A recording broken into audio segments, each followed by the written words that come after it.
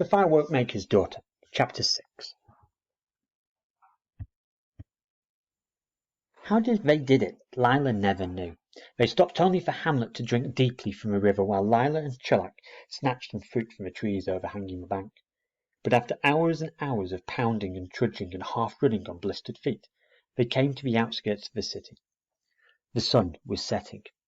Of course, Hamlet attracted a lot of attention as soon as he was seen, because everyone knew that the white elephant had escaped.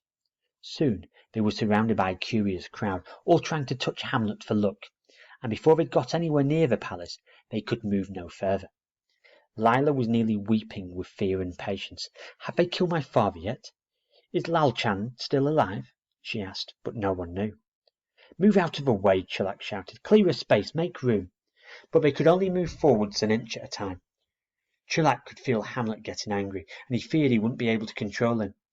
He stroked the elephant's trunk to try and keep him calm. Then they had shouts and the clash of swords from somewhere ahead, and the crowd parted at once.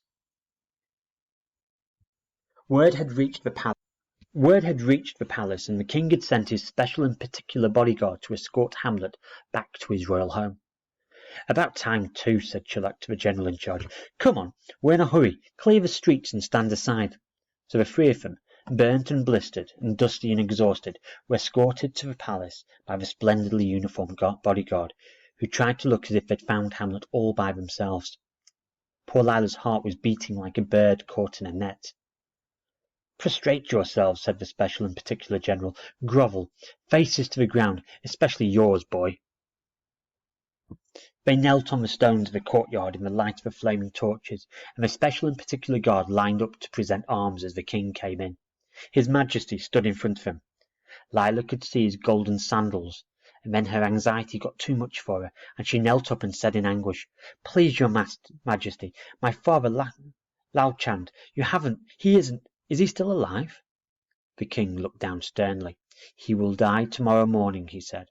"There is only one penalty for what he has done. Oh, please spare his life. It was my fault, not his at all. I ran away without telling him, and—" "Enough," said the king, and he was so frightening that she stopped, just like that. Then he turned to Chulak. "Who are you?" he said. Chulak got up to speak at once, but before he could begin to speak, a special and particular guard forced him down again. "I'm Chulak, your Majesty," he said. "Can I look up? It's not easy to speak with a foot on my neck." The king nodded, and the guard stood back. Chulak knelt up beside Lila and said, "That's better. You see, your Majesty, I'm the elephant's special and particular groom, in a manner of speaking. He's a delicate beast, and if he's handled wrong, there's no end of trouble. And as soon as I found out he'd escaped, I set off at once. Your Majesty, I swam across the river, and I climbed mountains, I fought my way through the jungle, and—" Suddenly all the breath was knocked from Chulak's body, and he sprawled on the ground again. Something soft had knocked him in the middle of the back, and he knew it was Hamlet's trunk. Hamlet had never done that to him before, and he rolled over in surprise to see the elephant giving him a special and particular look, and then he realized what he must do. He struggled up again and faced the king. "Your Majesty, the elephant has just made a request. He and I have got this unusual way of communicating, you see. He's asking for an audience alone with your Majesty." Even the special and particular general could hardly restrain a snigger at the idea of an animal asking to speak to the king. But he changed it into a cough when the king glared at him. "Alone," the king said to Chulak. "Yes, your Majesty." "The white elephant is a rare and wondrous beast," the king said. "For his sake I shall grant his request, and if it turns out that you are playing a joke on me, you may be certain that tomorrow morning you will have very little to laugh about. General, take these two outside and leave me alone with the elephant." The guards hauled Lila and Chulak out of the courtyard and into the kitchen compound, where the smell of grilling meat and spices reminded them both they hadn't eaten for 24 hours. "Don't worry," said Chulak. "Hamlet will explain everything." "Is he going to talk to the king then? I thought his talking was a great secret." "These are special and particular circumstances. Oh, that rice! That plum sauce! Oh, the smell of those spices!" And even Lila's fear couldn't prevent her mouth from watering. She was so hungry. And then they waited. Minutes went by, and more minutes, and poor Lila was so stiff and tired she nearly fell asleep standing up, as worried as she was. But finally there was a stir of movement by the door. "Prisoners," barked the general. "Fall in and follow me." 2 lines of guardsmen, all stamping proudly, with Chulak and Lila between them, followed the general back to the courtyard. When they had bowed properly, the king said, "Firstly, as for you, Chulak, I am suspending my judgment.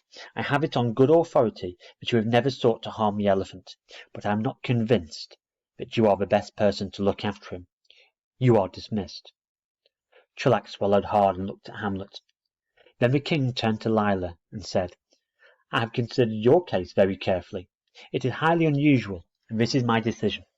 I shall spare the life of Lalchand, the firework maker, but only on one condition.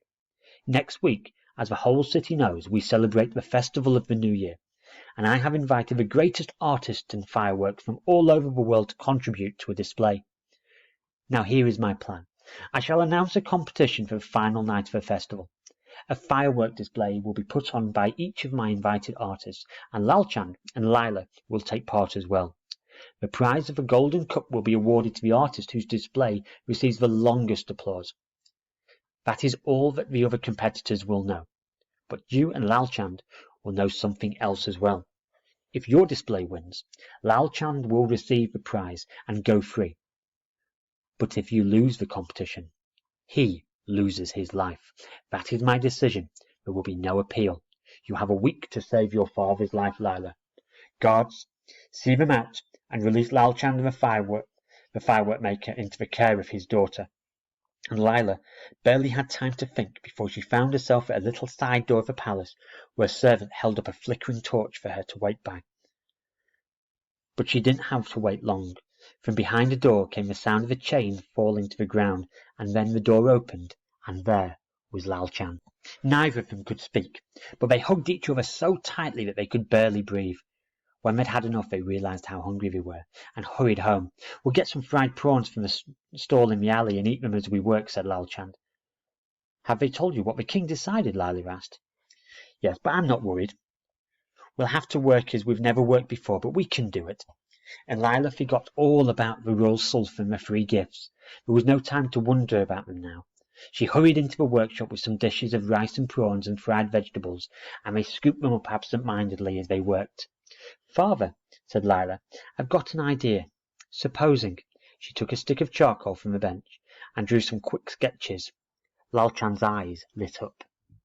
"Aha! But begin slowly, build up to it. And on the way back from Mount Merapi," she said, "when we stopped by the river, I saw how some vines had twisted around each other, and I thought of a way of delaying the fuses, making them burn at different rates." "Impossible." "It isn't. Look, I'll show you." And so they set to work.